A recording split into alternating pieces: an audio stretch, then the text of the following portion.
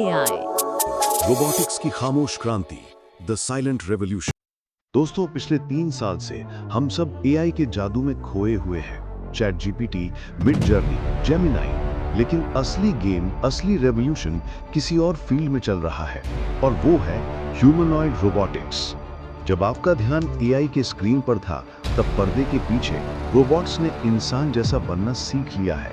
सिर्फ 3 साल में। ये कोई साइंस फिक्शन नहीं, ये है द साइलेंट रोबोटिक्स रेवोल्यूशन। और इसका इम्पैक्ट आपके घर, आपकी फैक्ट्री, आपकी लाइफ पर पड़ने वाला है। रोबोट की पहचान और एआई का जादू।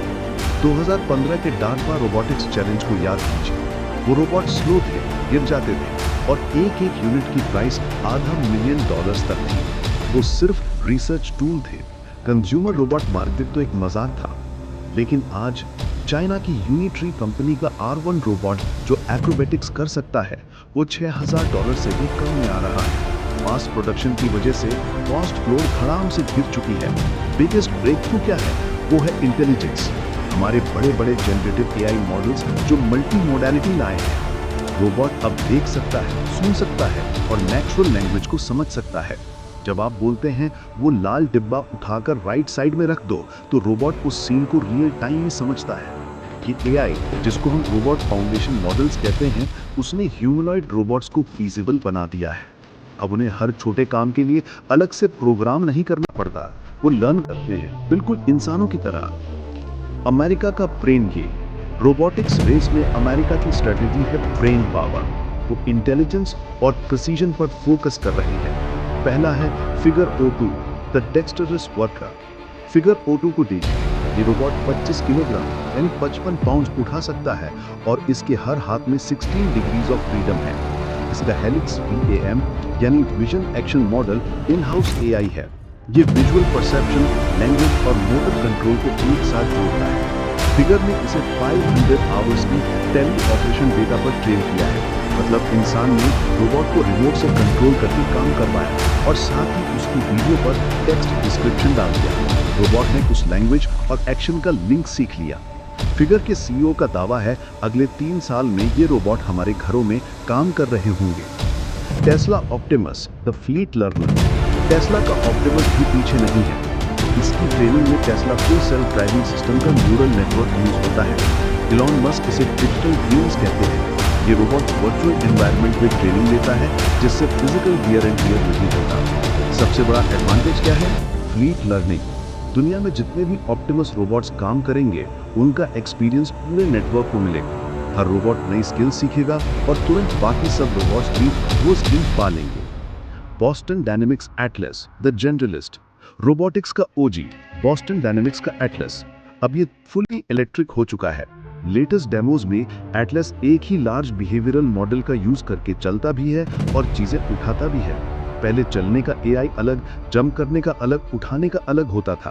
LBM का मतलब है कि ये रोबोट जनरलिस्ट इंटेलिजेंस की तरफ बढ़ रहा है, जैसा कि बड़े LLMs में होता है। ये वो पॉइंट है जब मशीन्स सरप्राइजिंग न्यू स्किल्स दिखाना शुरू कर देंगी। चाइना की मैन्युफैक्चरिंग पावर। अमेरिका ब्रेन्स पर इन्वेस्ट कर रहा है, तो चाइना की ताकत है ब्रॉन और स्किल।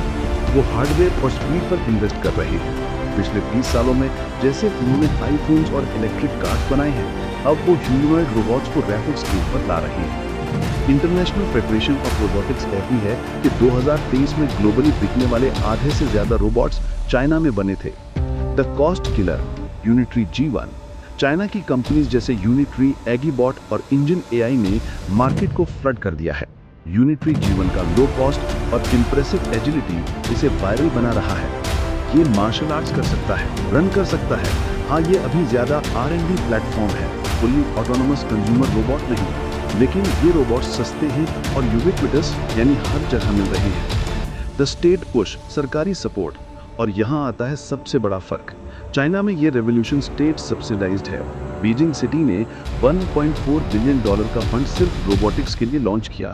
शंघाई ने भी इतना ही बड़ा फंड दिया। जब सरकार इतना पैसा डालती है, तो कंपनीज रिस्क ले सकती हैं, कॉस्ट कम कर सकती हैं और जल्दी से मास प्रोडक्शन कर सकती हैं।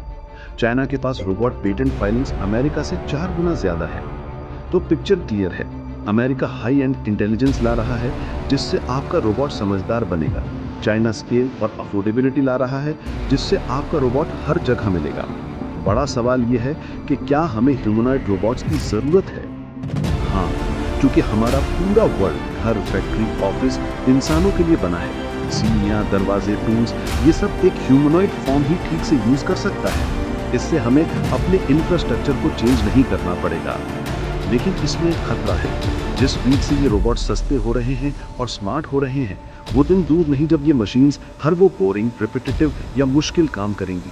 जॉब डिस्प्लेसमेंट का खतरा खासकर इंडिया जैसे लेबर एबंडेंट इकोनॉमी में बहुत रियल है। हमें अपनी वर्कफोर्स को रीस्किल करना होगा या ये रोबोट्स हमारा काम संभाल लेंगे। रोबोटिक्स की ये बेस अब एक ह्यूमन लेवल कैपेबिलिटी की तरफ बढ़ रही है। तो आखिर में मेरा सवाल आपसे है कि जब एक fully functional humanoid robot price गिरकर एक सस्ते स्मार्टफोन जितनी हो जाएगी, से ₹50,000, क्या आप अपना पहला रोबोट खरीदेंगे? कमेंट्स में जरूर बताना। अगले एपिसोड में मिलते हैं। चीयर्स।